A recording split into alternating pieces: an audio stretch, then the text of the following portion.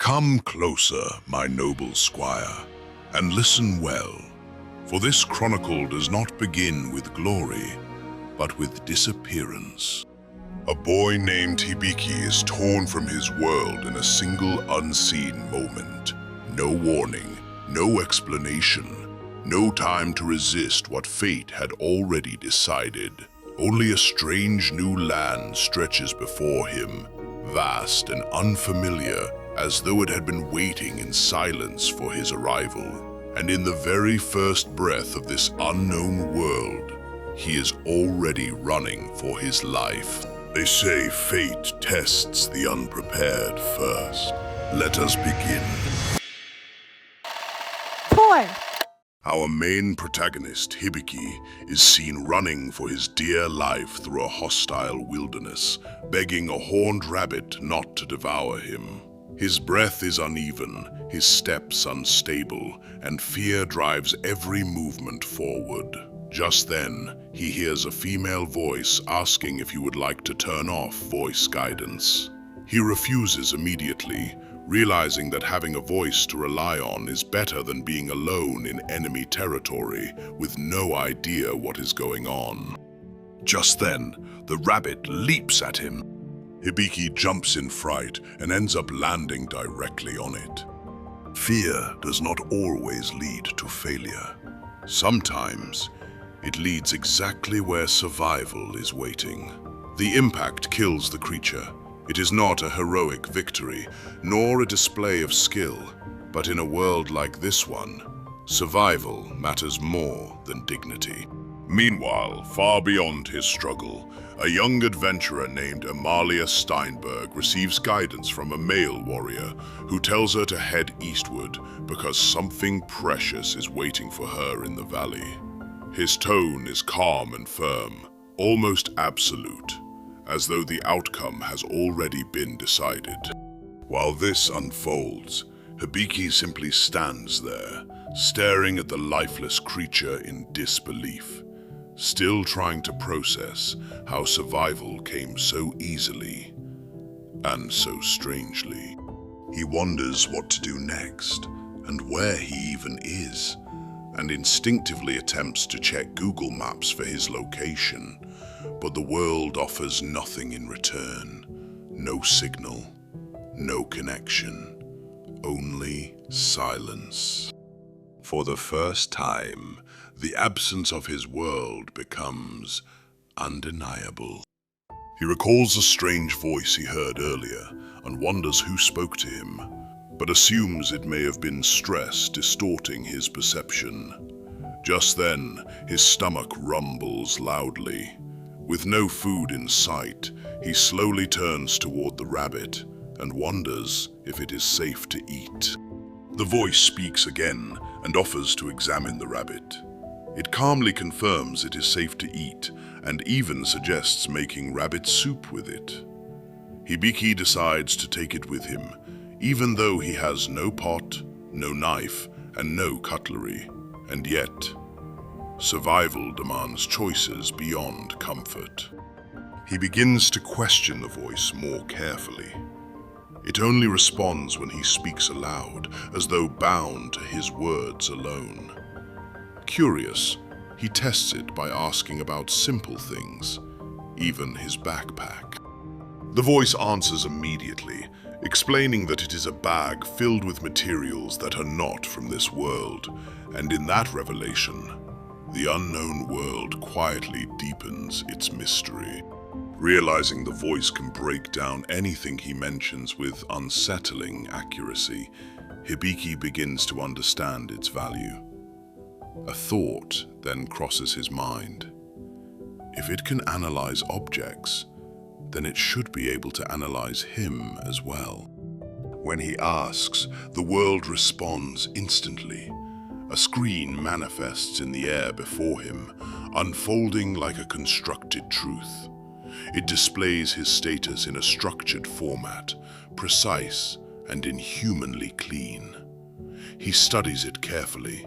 His name and age appear correct, offering the first small anchor of familiarity in this foreign world. but one detail pulls his attention deeper than the rest. His job, provisional appraisal. It means nothing to him. He was nothing more than an ordinary high school student moments ago, with no title, no role, no destiny carved into his identity. Uncertain, he asks the voice who she is. The answer arrives calmly. She calls herself his status support, yet she refuses to reveal anything personal about her own existence, as though that information is locked behind rules he cannot see. Hibiki finds that unfair. She knows everything about him, yet gives nothing of herself in return. Still, his frustration softens when he notices the list of skills displayed before him. Countless possibilities stretch across the screen, each one suggesting potential paths forward.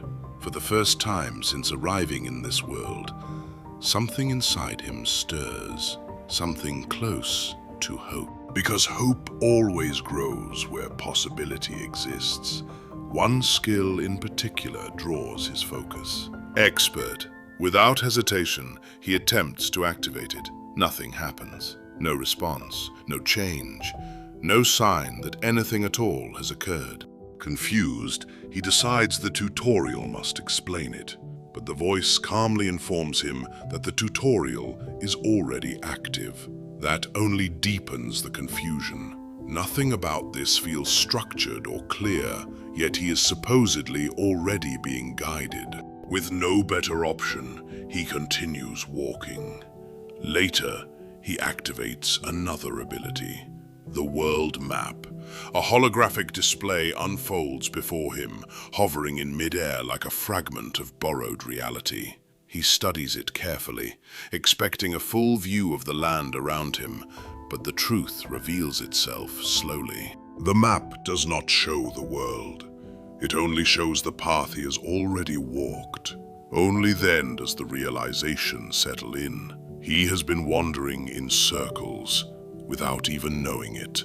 A quiet mistake in a world that does not forgive directionless steps. Adjusting his approach, he begins relying on the display to guide his movement, proceeding with far greater caution than before.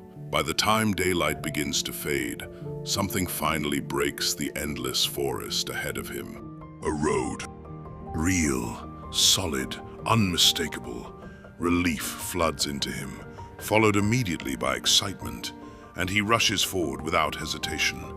But in that very moment of release, his footing betrays him.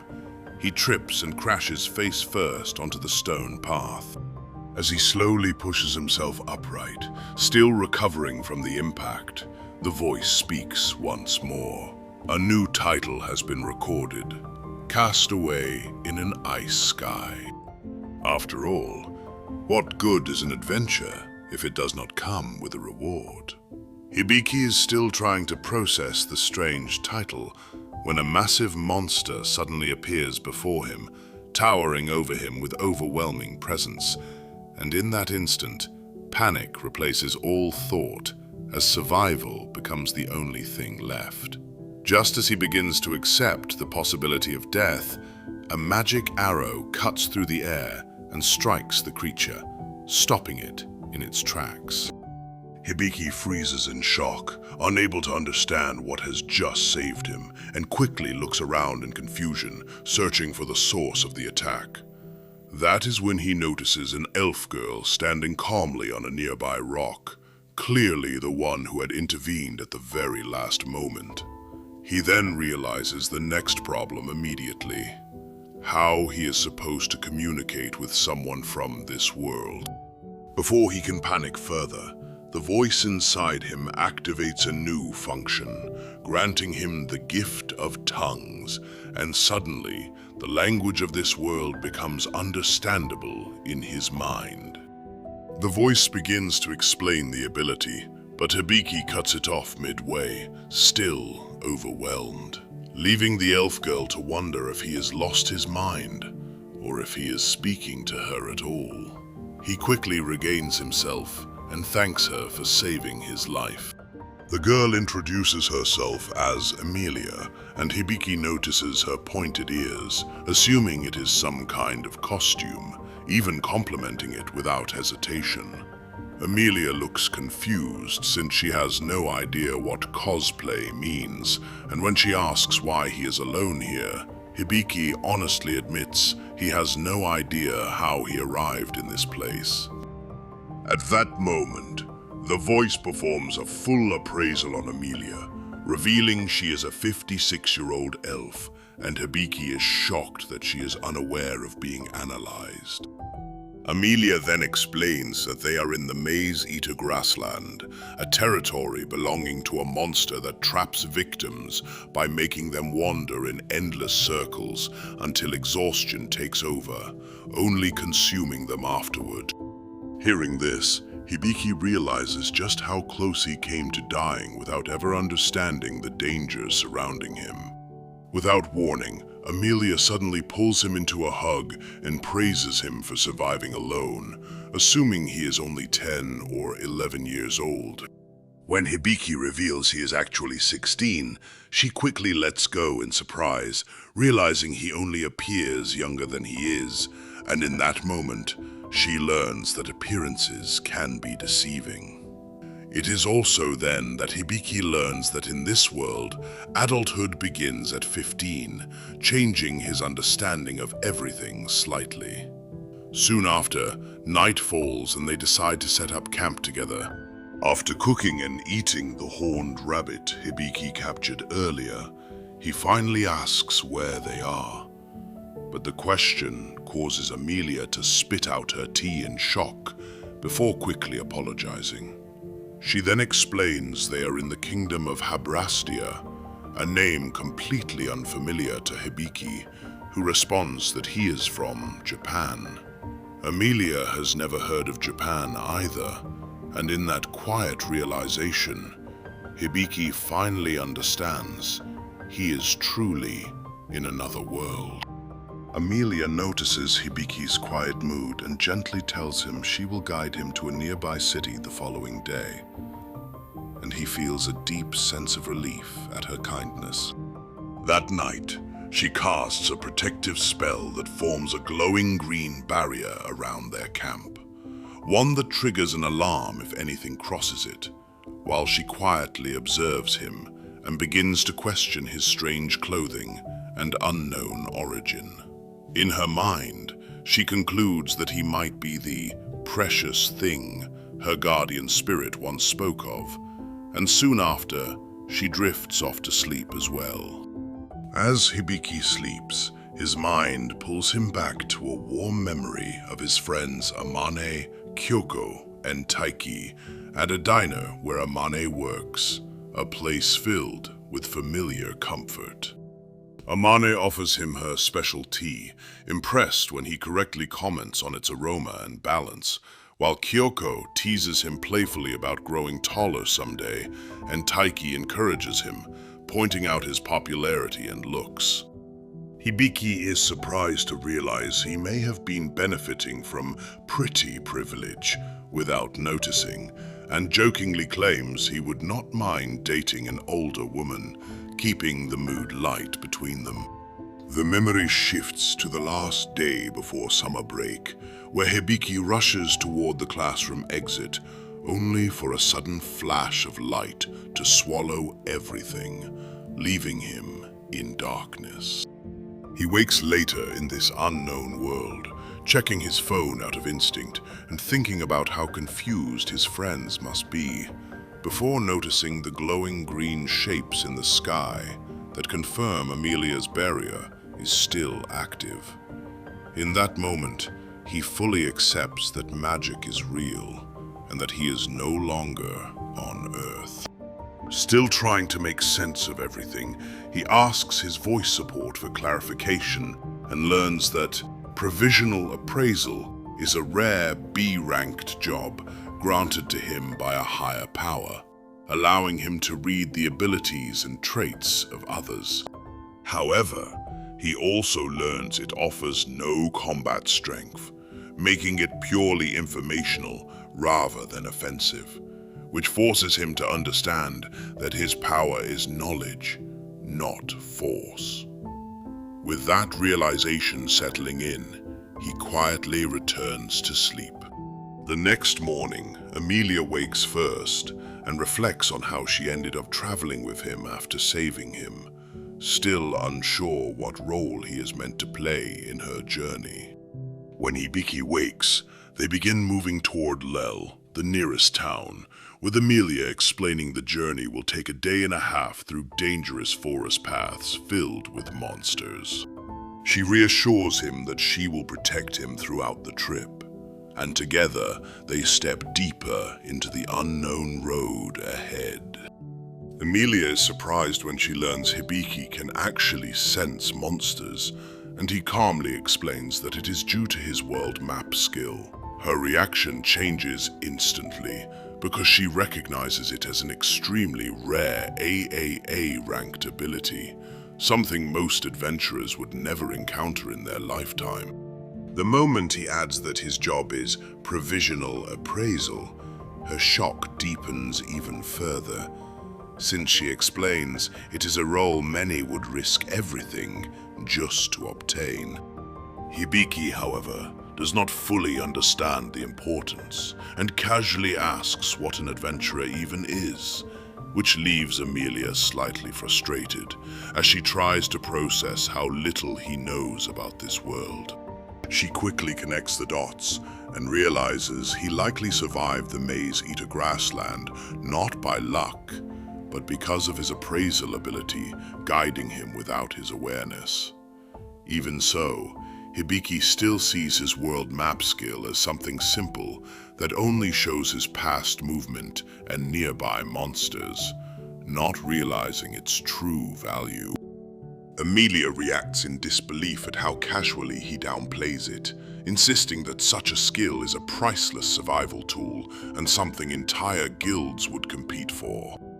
She then admits, almost reluctantly, that she may have misjudged him, which stings Hibiki slightly when she implies he is unaware of basic things, prompting him to ask if she even has friends. She looks hurt by the question and tries to deny it, but he quickly softens the moment by telling her he is sure she has friends because he already considers himself one.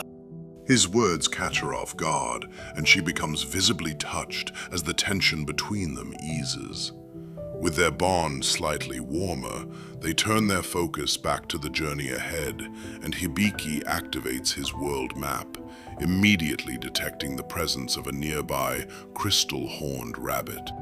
Amelia's eyes light up as she explains that the creature is extremely rare and can sell for up to 200 gold coins, and she quickly pulls him forward, insisting he guide her. They track it carefully from a distance, as Hibiki points out how the rabbit reacts to presence by fleeing before anyone can approach, while Amelia uses spirit magic to conceal their location so they remain undetected. Hibiki is impressed by her control, openly telling her she is amazing, but she immediately counters by saying he is the impressive one because of his world map skill and how valuable it would be to any adventuring party. Without thinking too much, she suggests he join her party, but catches herself mid-thought and quickly backtracks, pretending she said nothing, even though her real intention is to earn his trust and have him choose to stay. Hibiki notices the change in her expression and becomes slightly cautious, unsure what she is planning, just as Amelia prepares to strike and reveals she does not use physical arrows, since her spirit archer ability allows her to form arrows from magic itself. Amelia releases a spirit arrow, but the crystal-horned rabbit twists at the very last instant, slipping away from the strike and leaving her visibly stunned. She quickly understands what happened and realizes the creature has a special escape trait that makes it extremely hard to pin down, and her frustration grows as she sees their easy target slipping away. Hibiki, noticing the situation, calmly asks his voice guide for information and learns the rabbit is defenseless immediately after it attacks, creating a short but critical opening if timed correctly. From that, a plan forms, and Hibiki concludes that if he can force the rabbit to target him, Amelia will get the perfect chance to land a clean hit. He explains it simply, trusting the idea that understanding an opponent is the key to victory, while Amelia hesitates, but allows him to proceed since he sounds unusually confident. His appraisal reveals another weakness, that the creature is not intelligent enough to adapt to deception, which strengthens his confidence in the strategy. As the rabbit moves again, a stone wall suddenly rises in its path, cutting off its escape route and forcing it into a tighter space. It locks onto Hibiki, who is now exposed on purpose, and charges straight toward him without hesitation, falling exactly into the trap. The moment it commits to the attack, Amelia releases a second spirit arrow, striking it perfectly and ending it instantly, leaving her shocked that the plan actually worked, while Hibiki is simply relieved he survived. By controlling its movement and forcing a predictable reaction, they turn its instincts against it, proving that even a small gap in awareness can become fatal in battle. The voice then notifies Hibiki that his skills have increased, though he is confused since he did not land the finishing blow. Amelia clarifies that his appraisal and bait strategy directly contributed to the outcome, meaning he still shares in the reward, even if he did not attack. Far above, in a distant divine space, the god responsible for bringing Hibiki into this world observes the result with quiet approval, satisfied with the progress being made. He understands this moment is only the beginning, merely the opening phase of Hibiki's journey, with far greater challenges still ahead. Meanwhile, at the Adventurers Guild, a girl named Ival steps forward to register, calmly stating she is not here for work, but for a specific mission, something she already knows she must find. She pauses briefly, as though sensing a distant presence, and her focus sharpens in a way that unsettles those around her. It becomes clear that what she is searching for is not a thing at all, but a person, and that target is slowly revealed to be Hibiki. And so, the journey of the boy who should never have arrived continues. As Hibiki steps deeper into the unknown world, the weight of his fate begins to shift with every choice he makes. Will his bond with Amelia remain his shield against the dangers ahead? Or will the truth of her hidden purpose shatter everything he believes? And the girl named Ival, who searches across worlds with an unknown desire. Is she a savior, or the first sign of something far more dangerous closing in? If you wish to witness what lies beyond the next crossing of destiny, speak it below, and perhaps the next chronicle shall be revealed. 4